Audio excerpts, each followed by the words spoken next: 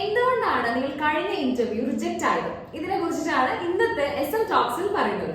അപ്പൊ ആദ്യമായിട്ട് തന്നെ നിങ്ങൾ ശ്രദ്ധിക്കേണ്ട കാര്യം എന്ന് വെച്ച് കഴിഞ്ഞാൽ നിങ്ങളുടെ ലൈഫിൽ നിങ്ങൾക്ക് കുറെ ടൈപ്പ് ഓഫ് റിജക്ഷൻസ് ഉണ്ടായിട്ടുണ്ടാവും. പ്രത്യേകിച്ച് നിങ്ങൾ ആഗ്രഹിച്ച ജോലിയുടെ സ്ഥലത്ത് നിന്ന് തന്നെ റിജക്ഷൻ ഉണ്ടാവുമ്പോൾ നിങ്ങൾക്ക് ഉണ്ടായിരുന്ന എക്സ്പീരിയൻസ് കാര്യങ്ങളൊക്കെ നിങ്ങൾ എന്ത് ചെയ്യുന്നത് വെച്ചാൽ നമ്മുടെ കമന്റ് ബോക്സ് ലൈവ് ആക്കണം. അതായത് നിങ്ങൾ മാക്സിമം അതിൽ റിട്ടേൺ ആയിട്ട് നിങ്ങളുടെ എക്സ്പീരിയൻസസ് പറയുന്നതോടുകൂടി തന്നെ ഒരുപാട് പേർക്ക് അത് മനസ്സിലാക്കാനും അല്ലെങ്കിൽ നിങ്ങൾക്ക് തന്നെ അതൊന്ന് സെൽഫ് കറക്ഷൻ വേണ്ടിയിട്ടൊക്കെ ഹെൽപ്ഫുൾ ആയിട്ടുള്ള ഒരു കാര്യമാണ്.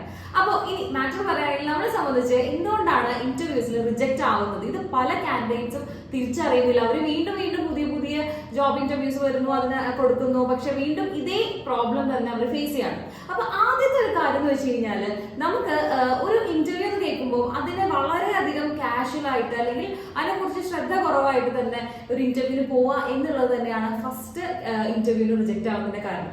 കാരണം എന്തുകൊണ്ടാന്ന് വെച്ച് കഴിഞ്ഞാൽ ഒരു ജോബ് എന്ന് പറയുമ്പോൾ അതിന് ഒരു സീരിയസ്നെസ് ഉണ്ട്. കാരണം നിങ്ങൾക്ക് ഒരു വലിയ ഡ്യൂറേഷൻ അസോസിയേറ്റ് ചെയ്യേണ്ട ഒരു സ്ഥാപനത്തിലേക്ക് നിങ്ങൾ അപ്രോച്ച് ചെയ്യുന്നത് വളരെ സീരിയസ് ആയിട്ട് അല്ലെങ്കിൽ അതിനോടുള്ള നിങ്ങളുടെ ഒരു താല്പര്യമാണ് അതിൽ ആദ്യമായിട്ട് കാണുന്നത്. പല ഇന്റർവ്യൂസിന് പറയും അത് അവിടെയല്ലേ സ്ഥലം, അപ്പൊ അവിടെ ഞാൻ ജസ്റ്റ് ഒന്ന് പോയാൽ പോരെ, അല്ലെങ്കിൽ എനിക്ക് അറിയുന്നതാണ് അപ്പൊ അതുകൊണ്ട് അങ്ങനെ ചെയ്യാം എന്നൊക്കെ പറഞ്ഞിട്ടുള്ള വളരെ കാഷ്വൽ ആയിട്ട് അതിനെ സമീപിക്കുന്നു എന്നതാണ് ആദ്യത്തെ കാര്യം. അതുപോലെ തന്നെ കമ്പനിയെ കുറിച്ചിട്ടും നിങ്ങളുടെ ജോബ് ടൈറ്റിലിനെ കുറിച്ചിട്ടും ഒരു കൃത്യമായിട്ട് രണ്ടാമതായിട്ട് പറയുന്ന ഒരു കാര്യമാണ് കൃത്യമായിട്ട് നമ്മൾ കുറെ കേട്ട് അറിവോ അല്ലെങ്കിൽ നിങ്ങൾ മുന്നേ എവിടെയെങ്കിലും അതിനെ കുറിച്ചിട്ടുള്ള എന്തെങ്കിലും നെഗറ്റീവ് പബ്ലിസിറ്റി ഒക്കെ വായിച്ചിട്ടുണ്ടെങ്കിൽ ഇവരും അങ്ങനെ ആയിരിക്കും എന്നൊരു ജനറലൈസേഷൻ എത്തുകയും നിങ്ങൾക്കും അതേ ഒരു നെഗറ്റിവിറ്റിയോട് കൂടിയിട്ടുള്ള ഒരു സമീപനം കൊടുത്തു കഴിയുമ്പോൾ തന്നെ അത് നിങ്ങളുടെ ടോണിനെ ബാധിക്കും. അതുപോലെ തന്നെ നിങ്ങൾ അവിടെ ചെന്നിട്ടും കുറെ ഡൗട്ട്ഫുൾ ആയിട്ട് ചോദിക്കുമ്പോൾ ആ ഒരു ഇന്റർവ്യൂവറിനെ സംബന്ധിച്ച് നിങ്ങളെ സെലക്ട് ചെയ്യാന്ന് പറയുന്നത് വളരെയധികം ഒരു റിസ്ക് എലമെന്റ് ആയിട്ടായിരിക്കും ഫീൽ ചെയ്യുന്നുണ്ടാവുക. അപ്പൊ അതുകൊണ്ട് തന്നെ നിങ്ങൾ കേട്ട അറിവോ അങ്ങനെയൊന്നും ആയിരിക്കണമെന്നില്ല, വളരെ നല്ല കാര്യങ്ങൾ തന്നെ അവതരിപ്പിക്കുന്ന ഒരു കമ്പനി ആയിരിക്കും. അപ്പൊ അതിന്റെ ഒരു ട്രസ്റ്റ് എലമെന്റോട് കൂടി തന്നെ ഇന്റർവ്യൂവിന് അറ്റൻഡ് ചെയ്യുമ്പോൾ മാത്രമാണ് നിങ്ങൾക്ക് അവിടെ സെലക്ഷന്റെ സാധ്യതകൾ ഒരുപാട് കൂടുന്നത്. അതുപോലെ തന്നെ മൂന്നാമത്തെ ഒരു പോയിന്റ് എന്ന് പറയുന്നത് നമ്മൾ ഒരു പ്ലാനിങ്ങോ പ്രിപ്പറേഷനോ, അതായത് ഇന്റർവ്യൂ എന്ന് പറയുമ്പോൾ ഓക്കെ കേട്ടു അപ്പൊ തന്നെ ഓടിപ്പോകുന്നു എന്നുള്ളതല്ല, മറിച്ച് അതിനെ കുറിച്ചിട്ട് കൃത്യമായിട്ട് നിങ്ങൾക്ക് ഒരു പ്ലാനിങ് വേണം. അതിന് വേണ്ടിയിട്ടുള്ള ഒരു പ്രിപ്പറേഷനും കൂടെ കൊടുത്തുകൊണ്ട് ഒരു ഇന്റർവ്യൂവിനെ അറ്റൻഡ് ചെയ്യുക എന്നുള്ളതാണ് മൂന്നാമതായിട്ട് പറഞ്ഞു തരാനായിട്ടുള്ളത്. ഇനി നെക്സ്റ്റ് കാര്യം എന്ന് പറയുന്നത് നമ്മുടെ നാട്ടിൽ അധികം ഉണ്ടോ എന്ന് അറിയില്ല, ഇക്വാലിറ്റി ഓഫ് ലേബർ എന്ന് പറഞ്ഞിട്ടൊരു സംഭവം നമ്മൾ കേട്ടിട്ടുണ്ടാവും. അത് ഇത്രയേ ഉള്ളൂ. അതായത് ചില ജോലികൾക്ക് നമുക്ക് ഭയങ്കര ഹൈ പ്രൊഫൈൽ ആണ് അല്ലെങ്കിൽ അതാണ്, അല്ലെങ്കിൽ ഇപ്പൊ നമ്മൾ യൂസ് ചെയ്യുന്ന ഒരു വേർഡ് വൈറ്റ് കോളർ ജോബ് മതി എനിക്ക് അല്ലെങ്കിൽ ബുദ്ധിമുട്ടാണ്, ഇത്തരത്തിലുള്ള കുറെ ഒരു കൺസെപ്റ്റുകൾ വിചാരിക്കുകയാണ്. അപ്പോൾ ഇന്റർനാഷണലി ആലോചിക്കുകയാണെങ്കിൽ എല്ലാ ജോലിക്കും അതിൻ്റെതായ ക്വാളിറ്റി ഉണ്ട്, അതുപോലെ എല്ലാ ജോലികൾക്കും അതിൻ്റെതായ ഭംഗിയുണ്ട്.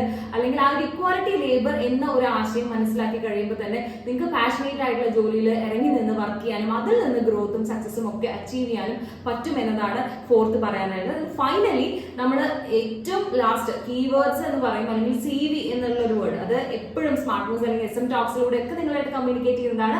നിങ്ങൾ കൊടുക്കുന്ന CV ആണ് ഫൈനലി നിങ്ങളെ പറ്റി ഓർത്ത് വെക്കാനായിട്ടുള്ള ഒരു ഫൈനൽ ലെറ്റർ എന്ന് പറയുന്നത്. അപ്പൊ അതിനകത്ത് നിങ്ങൾക്ക് ആവശ്യമായിട്ടുള്ള കാര്യങ്ങൾ ആഡ് ചെയ്താൽ മാത്രമാണ് പിന്നീട് ഒരു ഫോളോ അപ്പിന് വേണ്ടി യൂട്ടിലൈസ് ചെയ്യാൻ പറ്റുള്ളൂ. അപ്പൊ അതിന് ആവശ്യമായിട്ടുള്ള കീവേഡ്സുകൾ ആഡ് ചെയ്തുകൊണ്ട് ആ ജോബ് പ്രൊഫൈലിന് ആവശ്യമായിട്ടുള്ള ഒരു CV, അതുകൊണ്ടാണ് പ്ലാനിങ് പ്രിപ്പറേഷൻ ഒക്കെ ആദ്യം പറഞ്ഞത്. അപ്പൊ ഇത്രയും കാര്യങ്ങൾ നിങ്ങളൊന്ന് ശ്രദ്ധിച്ച് അതിനനുസരിച്ചിട്ടാണ് ഒരു ജോബിനെ അല്ലെങ്കിൽ അത് ഒരു കരിയർ ആയിട്ട് മാറണം എന്ന് നിങ്ങൾ ആഗ്രഹിക്കുന്ന ഒരു സ്ഥലത്തേക്ക് പോകുമ്പോൾ ഇത്തരത്തിലുള്ള കാര്യങ്ങൾ ശ്രദ്ധിച്ചു കഴിഞ്ഞാൽ ഡെഫിനറ്റ് ആയിട്ട് നിങ്ങൾക്ക് ആ ഒരു പ്രൊഫൈൽ അല്ലെങ്കിൽ നിങ്ങൾ വിചാരിച്ച ടൈറ്റിലിൽ തന്നെ എത്താനായിട്ട് പോസിബിൾ ആണ്. അപ്പൊ സ്മാർട്ട് മൂവ്സ് എന്ന് പറയുന്നത് ഒരു HR റിക്രൂട്ട്മെന്റ് ഫേം ആണ്. നമ്മൾ മെയിൻ ആയിട്ട് നിങ്ങൾക്ക് വേണ്ടിയിട്ടുള്ള ജോബ് സപ്പോർട്ടുകളാണ് തന്നുകൊണ്ടിരിക്കുന്നത്. അപ്പൊ അതിനകത്ത് വരുന്ന ഒരു ചെറിയ രജിസ്ട്രേഷൻ ഫീസാണ് നിങ്ങൾ പേ ചെയ്യാനായിട്ടുള്ളത്. അതുകൊണ്ട് തന്നെയുള്ള നിങ്ങളുടെ യൂസ് എന്താണെന്ന് വെച്ച് കഴിഞ്ഞാൽ നിങ്ങൾക്ക് ഒരു വർഷത്തോളം എല്ലാ വേക്കൻസി അപ്ഡേറ്റുകളും അറിയാൻ സാധിക്കുന്നു. അതുപോലെ തന്നെ നിങ്ങൾക്ക് ഒരു നല്ല ജോലിയിലേക്ക് എത്തിച്ചേരാനും ഹെൽപ്ഫുൾ ആയിട്ടുള്ള കാര്യങ്ങളാണ് സ്മാർട്ട് മൂവ്സിലൂടെ പരിചയപ്പെടുത്തുന്നത്. അപ്പൊ അതുകൊണ്ട് തന്നെ താല്പര്യമുള്ള എല്ലാവരും കൊടുത്തിട്ടുള്ള കോൺടാക്ട് നമ്പറിലേക്ക് നിങ്ങളുടെ CV ഷെയർ ചെയ്യുക. അതുപോലെ തന്നെ കമന്റ് ബോക്സ്, അതാണ് നിങ്ങൾ ഏറ്റവും അധികം യൂട്ടിലൈസ് ചെയ്യേണ്ടത്. കാരണം നിങ്ങളുടെ എക്സ്പീരിയൻസ് അതുപോലെ തന്നെ നിങ്ങളുടെ ഒപ്പീനിയൻസ് എല്ലാം ഷെയർ ചെയ്യാനായിട്ട് കമന്റ് ബോക്സിനെ യൂട്ടിലൈസ് ചെയ്യുക. യൂസ്ഫുൾ ആയിട്ടുള്ള ഫ്രണ്ട്സിനെ എല്ലാം ഷെയർ ചെയ്യുക. And thank you so much for watching.